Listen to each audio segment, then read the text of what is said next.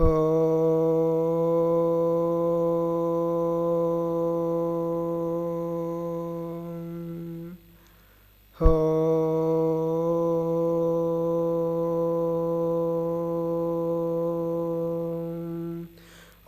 కలికల్మషనాశాయ కాషాయ అంబరధారిణే శిష్యసన్మార్గవటవే ప్రేమదేవాయ తే నమః.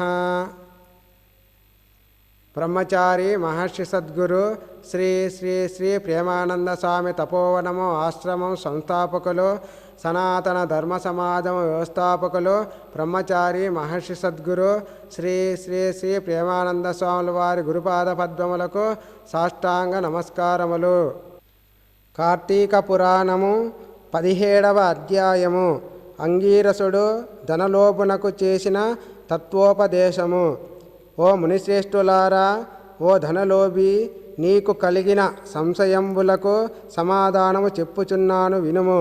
కర్మల వలన ఆత్మకు దేహధారణము సంభవించుచున్నది. కావున శరీరోత్పత్తికి కర్మ కారణమగుచున్నది. శరీరధారణము వలననే ఆత్మ కర్మను చేయును కనుక కర్మ చేయుటకు శరీరమే కారణమగుచున్నది. స్థూల సూక్ష్మ శరీర సంబంధము వలన ఆత్మకు కర్మ సంబంధము కలుగునని తొల్లి పరమేశ్వరుడు పార్వతీదేవికి వివరించెను. దానిని మీకు నేను వివరించుచున్నాను. ఆత్మయనగా ఈ శరీరమును అహంకారముగా ఆవరించి వ్యవహరించుచున్నది అని అంగీరసుడు చెప్పగా, ఓ మునీంద్ర, నేనింతవరకు ఈ దేహమే ఆత్మయని భావించుచుంటిని కనుక ఇంకను వివరముగా చెప్పబడిన వాక్యార్థ జ్ఞానమునకు పదార్థ జ్ఞానమును కారణమగుచుండును. కాన అహం బ్రహ్మ అను వాక్యార్థమును గురించి నాకు తెలియజేయండి అని ధనలోభుడు కోరెను. అప్పుడు ధనలోభినితో అంగీరసుడు ఇట్లనియే, ఈ దేహము అంతఃకరణ వృత్తికి సాక్షియే. నేను నాది అని చెప్పబడు జీవాత్మయే అహం అను శబ్దము. సర్వాంతర్యామి అయి సచ్చిదానంద రూపమైన పరమాత్మ నహ అను శబ్దము. ఆత్మకు ఘటాదుల వలె శరీరమునకు కలదు. ఈ ఆత్మ సచ్చిదానంద స్వరూపము బుద్ధి సాక్షి జ్ఞానరూపి శరీరేంద్రియములు మొదలగు వాని వ్యాపారమునందు ప్రవర్తింపజేసి వానికంటే వేరుగా ఉన్నదై ఎల్లప్పుడూ నొకే రీతిని ప్రకాశించుచుండునదే ఆత్మ అనబడును. నేను అనునది శరీరేంద్రియాదులలో నొకటి కాదని తెలుసుకొనము. ఆ దేహేంద్రియాదుల నన్నింటినీ ఏది ప్రకాశింపజేయునో అదియే నేను అని నిశ్చయము. అందుచేత అస్థిరములగు శరీరేంద్రియాదులు కూడా నామరూపముతో నుండి నశించునవియేగాక ఇట్టి దేహమునకు జాగ్రత్త స్వప్న సుషుప్త్యవస్థలో స్థూల సూక్ష్మాకార శరీరంబులను మూడింటి యందును నేను నాది అని వ్యవహరించేదే ఆత్మయని గ్రహించుకొనుము. ఇనుము సూదంటురాయిని అంటిపెట్టుకొని తిరుగునటులో శరీర ఇంద్రియాలు దేని ఆశ్రయించి తిరుగుచుండునో అదే ఆత్మ.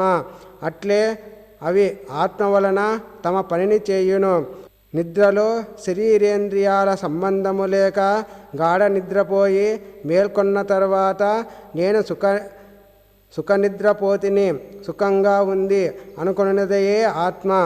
దీపము గాజుబుడ్డిలో ఉండి ఆ గాజును ప్రకాశింపజేయునటులే ఆత్మ కూడా దేహేంద్రియాలను ప్రకాశింపచేయుచున్నది. ఆత్మ పరమాత్మ స్వరూపమగుట వలన దానికి దారాపుత్రాదులు ఇష్టమగుచున్నారు. అట్టి విశేష ప్రేమాస్పదమగు వస్తువేదో అదియే పరమాత్మయని గ్రహింపుము. తత్వమసి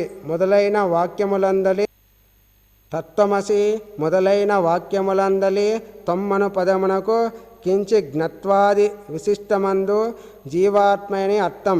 తత్తను పదమునకు సర్వజ్ఞ దిగుణత్వ విశిష్టమైన సచ్చిదానంద స్వరూపమని అర్థము.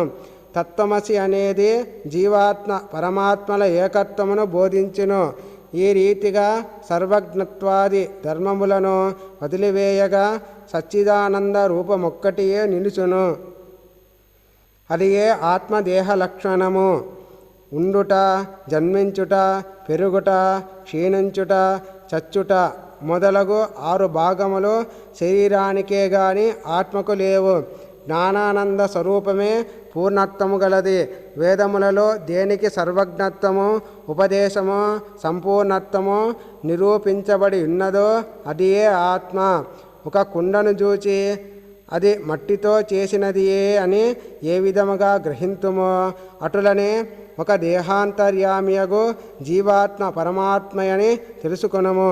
జీవులచే కర్మఫల మనుభవించజేసేవాడు పరమేశ్వరుడనియు జీవుల కర్మఫల మనుభవింతురనియు తెలుసుకొనుము. అందువలన మానవుడు గుణసంపత్తుడై గలవాడై గురు శుశ్రూషనునర్చి సంసార బంధమగు ఆశలన్నీ విడచి విముక్తి నొందవలయును.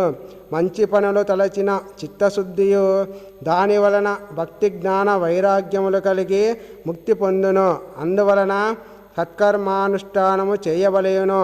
మంచి పనులు చేసిన గాని ముక్తి లభించును అని అంగీరసుడు చెప్పగా ధనలోపుడు నమస్కరించి ఇట్లనెను. సప్తదశాధ్యాయము 17వ రోజు పారాయణము సమాప్తము.